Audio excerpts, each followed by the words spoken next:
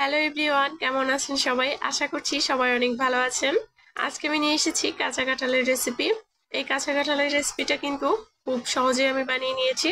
আর কথা না বাড়িয়ে মেন রেসিপিতে চলে যাই। প্রথমে আমি নিয়েছি এখানে কাঁঠালটা কিন্তু অনেক বাড়তি হয়ে গেছে, দেখা যাচ্ছে আঠিগুলো কিন্তু অনেক শক্ত হয়ে গেছে।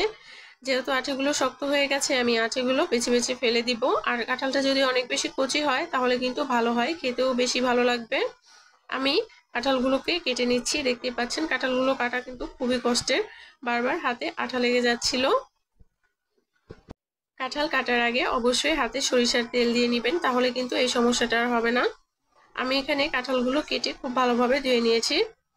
আর এখন এগুলোকে খুব ভালোভাবে সিদ্ধ করে নিতে হবে।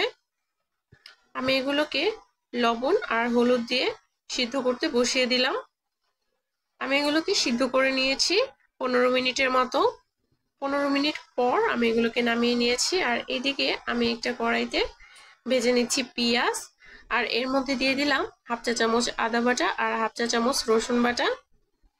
আর দিয়ে দিলাম কয়েক টুকরো চিকেন। এখানে কিন্তু চিকেনের পরিবর্তে আপনারা চিংড়ি মাছটাও দিতে পারেন। দিয়ে দিলাম স্বাদ মতো লবণ, হাফ চা চামচ হলুদ গুঁড়ো, এক চা চামচ লঙ্কার গুঁড়ো, হাফ চা চামচ ধনিয়া গুঁড়ো। এগুলোকে খুব ভালোভাবে একটু ভেজে নিতে হবে।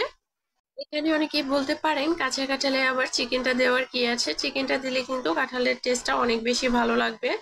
যেহেতু কাঁচালটা অনেক বাড়তি হয়ে গেছে, সেই ক্ষেত্রে আমি চিকেনটা দিয়ে দিয়েছি যাতে খেতে একটু ভালো লাগে। চিকেনটা ভাজা হয়ে গেলে আমি এখানে কাঁঠালগুলো দিয়ে দিয়েছি। আর কাঁঠালগুলো দিয়েও কিন্তু খুব ভালোভাবে ভেজে নিতে হবে।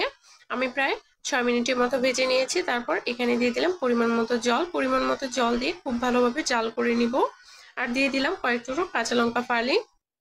কাঁচা লঙ্কা ফালিটা দিয়েও কিন্তু আমি বেশ কিছুক্ষণ জাল করে নিয়েছি, প্রায় 10 মিনিটের মতো। 10 মিনিট পর আমি এখানে দিয়ে দিলাম গরম মশলা গুঁড়ো। গরম মশলা গুঁড়োটা কিন্তু পরিমাণ মতো দিতে হবে। আমি এখানে 1 টেবিল চামচ দিয়েছি, আপনারা চাইলে কম বেশি দিতে পারেন।